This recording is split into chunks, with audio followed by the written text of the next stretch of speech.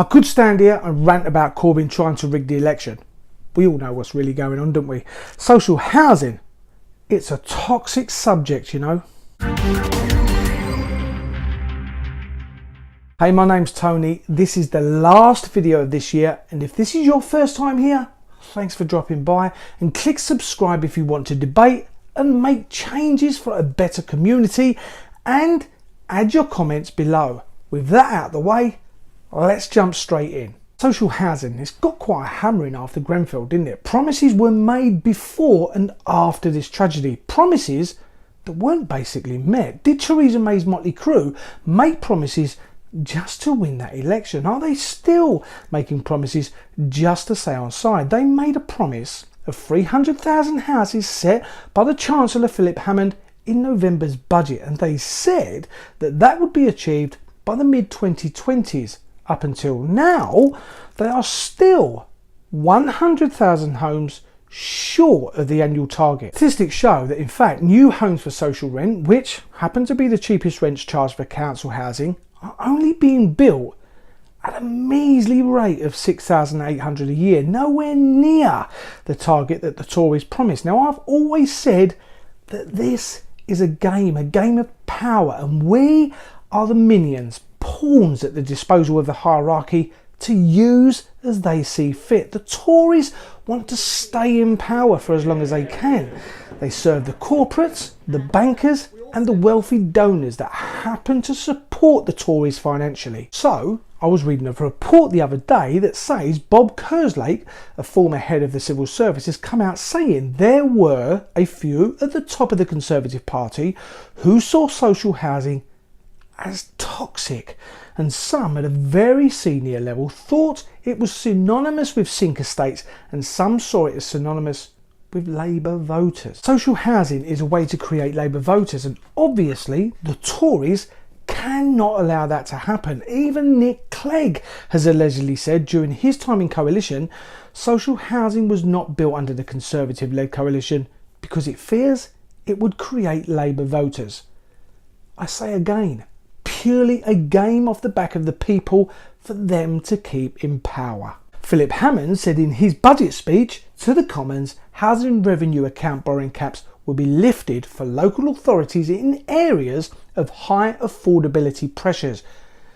To build more homes, he said, this would get councils building again, as he highlighted his ambition for 300,000 homes a year to be built by the mid-2020s, which, I'll say again, they haven't met.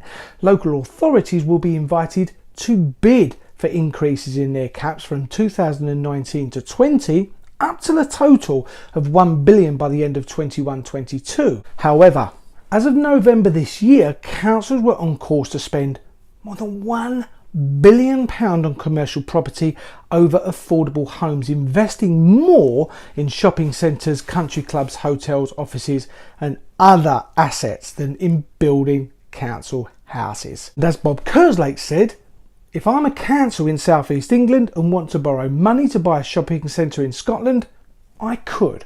But he also added, if I want to borrow to build housing, I have to do that within a cap. There's no rational argument for it. The rational argument is it creates Labour voters. More Labour voters, the less power for Tories to serve the needs of the people like these. These people don't make donations to the Tories out of the goodness of their heart. There is a reason for it. Corbyn rigging the election. Aren't the Tories doing the same? Promising things to people to vote for them, thinking that the things will change, and yet when they get their hands on that power, it is all change. But so it suits their needs. Corbyn isn't rigging the system. He wants a fairer system. Will they meet the target for social housing by the end of the year? No, of course they won't. Will they ever meet the target? Maybe next year. No, I don't even think they'll do that either. In the meantime, will many think they are the best thing since sliced bread? Yeah, of course they will. And many will vote for them still in their droves. In the meantime, council tax will rise, corporate tax will continue to fall, and many families, including the ones from Grenfell, will either live in temporary accommodation long term, on the streets, and basically suffer. The people that mentioned social cleansing at the time of Grenfell, were they right? Maybe. I was in London the other day and got chatting to someone, and they said to me all the Tories are doing is pricing the working class out of London. House prices will continue to escalate.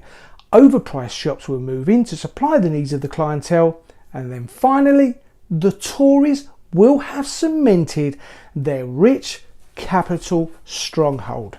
Do you live in social housing? Has it benefited your life? Place your comments below. Please do click subscribe, and I want to wish every one of you a happy new year. May you be successful, and let's go into the new year by making changes towards better communities. Thanks for watching. Bye bye for now.